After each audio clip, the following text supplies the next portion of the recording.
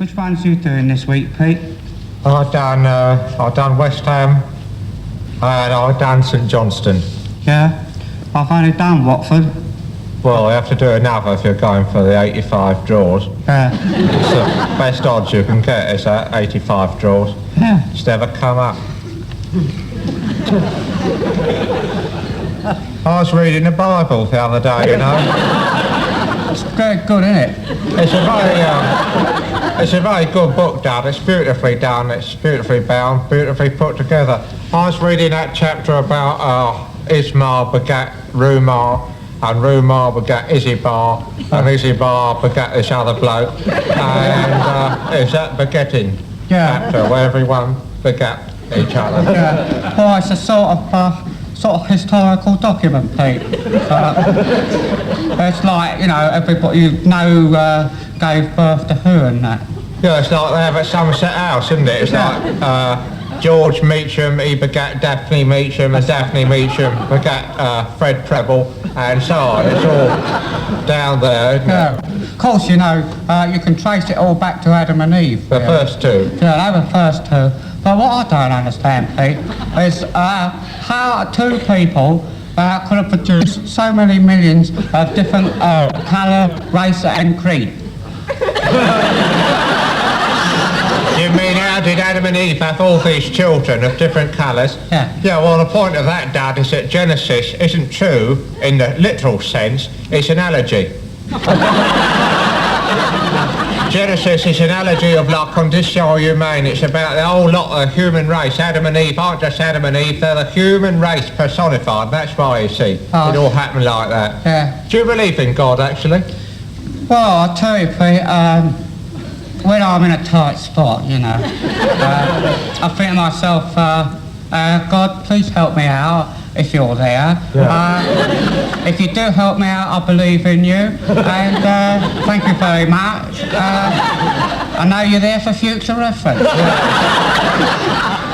Yeah, I have a similar attitude. Whenever I feel ill, you know, I got a dose of flu, I say a little prayer. Yeah. I say, dear God in heaven, if you're there, heed my prayer. Yeah. If you're not there, don't take any notice. But if you are, make me better by Tuesday at 12 o'clock and I'll know you've done it and I promise to be good forevermore and believe in you. Yeah. Of course, the trouble is when you get better, you don't know whether it's because God's done it or whether you would have got better in any case. There's no real way of telling what he's up to or even if where he is. No, you can't tell, can you, really? I often wish he'd manifest himself a bit more, you know, in the sky. Yeah, it'd be nice if, you know, every now and again he parts the clouds in a golden burst of sunshine gives us a wave, you know. So, hello, I'm here, you can believe in me, you know. Hello, believe me, I'm God. Yeah. Yeah, you'd know where you were. I asked the Reverend Stevens about this, Father Stevens, and he said much as God would like to keep manifesting himself,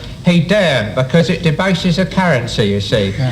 He can't appear more than once every few million years. He can't go around to football matches and fetes and everything, otherwise the whole thing, you know, is debased in some way. So once a million years, if we're lucky. Yeah, yeah. Of course, you know, actually, Pete, I often wish that I'd never been told about God at all, you know, because it means you can't get away with nothing, doesn't it? You know, I mean, you're told about him, you know he's there, or you think he's there, and you don't know, you know, you can't really mess about then, can you? You can't? No. I mean, what about them people who haven't been told about God? Well, I asked the Reverend Stevens this, and he said, if you haven't been told about God, Dad, you're laughing. If you don't know good from evil, then you're away. You can do anything you bloody well like. It's wonderful. There's these people in New Guinea, for example. They wander about with nothing on, and they commit adultery and steal and covet each other's wives like everybody wants to do. But as there aren't any vicars about, you see, to tell them anything, they can't be got at. Yeah. So they go up to heaven, whatever they do. And this means all these nignogs are getting out into heaven, and perfectly decent blokes like you and me who only think of committing adultery never even commit it. We still can't get up there. We've been kept out by these Guineans. You see, I think in that case, you see, Pete, it'd be a crime to tell people about God, you see. Well, I've never told any about God, Dad. Never told anyone. I haven't mentioned it to a soul, Pete. But I think, on the other hand, St. Paul's got a bloody lot to answer for. Well, he started it, didn't he? All those letters he wrote. To the Ephesians. You know, dear Ephesians, stop enjoying yourself, God's about the place. Signed Paul. Yeah. You can just imagine it, can't you? There's a nice Ephesian family settling down to a good breakfast of fried mussels and hot coffee, and they're just sitting there. It's a lovely day outside. They're thinking of taking the children out, you know, for a picnic by the sea, by the lake, and have a picnic there. And everything's happy. The sun coming through the trees. Yeah. Birds are chirping away. Boats bobbing on the ocean. Boats bobbing on the ocean. The distant cry of happy children. Clouds scudding across the sky. Naturally, Dad.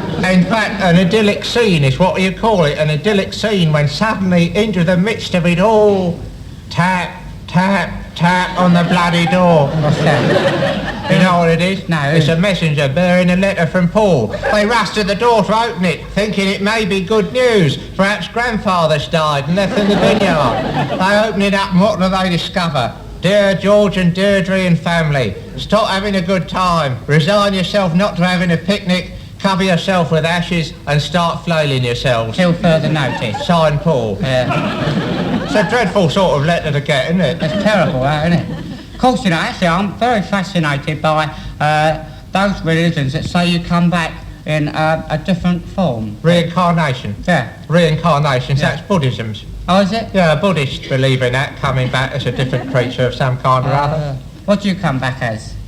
Well, I think if I had a choice, I'd probably come back as a royal corgi, I think. I like to go sniffing around the palace, you know. Yeah. That's very good, actually, improve your station. And Yeah, stuff. come up a peg. But of course you could come back as something terrible, couldn't you, really? I mean, supposing you came back as a humble mayfly. Well, of course, then you'd only live for 6 hours, wouldn't you? Yeah. They have a very futile life, the mayflies. They only live 6 hours. As soon as they're born, they're worried about old age. Yeah. By the time they're 3 hours old, they're feeling middle-aged. They can't run for buses like they used to. They've got grey hairs all over their legs. And by the time they're 6 hours old, they die. Yeah. It's a dreadful business. Terrible, isn't it? You know Mr. Thomas, Yeah. next door? Yeah. He's a Buddhist. He's not, is he? Yeah, he's a Is Buddhist. he really? Yes, he's a Buddhist. He's got this blue bottle in the bathroom. Yeah. He thinks it's Keats.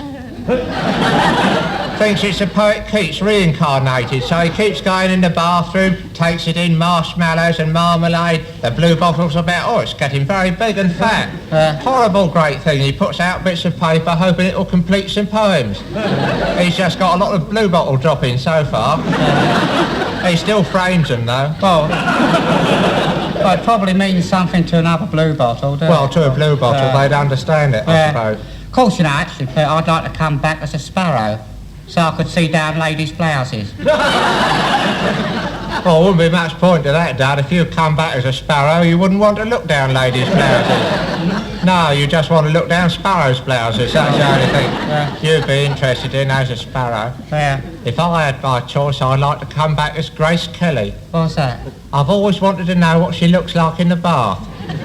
I've always been fascinated by her glacial beauty, you know. Always gone for that. Wonderful. Of course, actually, you know, Pete, in the end, it's a bit of a toss-up as to which religion is right, isn't it, really? You don't actually know which religion is right, do you? Well, you can't tell. There's millions of religions. It might be tree worship, it might be Buddhism, it might be Christianity. You don't know what to go for, frankly. No. I mean, you might be a perfectly good Buddhist all your life, get up to heaven and there'll be the Reverend Stephen smiling all over his face and saying, get out, ha, ha, ha, Buddhism is wrong, we're right, get off with you lot. Alternatively, you might be a very good Christian, you see, Church of England, behave yourself very nicely, get up there's Buddha, laughing all over his face, sends you back as a worm. There's no way of telling, really, what to do. I think the best thing to do is to remain a prognostic. An agnostic. Yeah. Do you think God's been listening while we've been talking? Well, if he exists, he's been listening because he's omnipresent. He's heard every word we've said. Well, we better look religious then. Well, it's no good just looking religious, Dad. He can see through that. You have to be religious.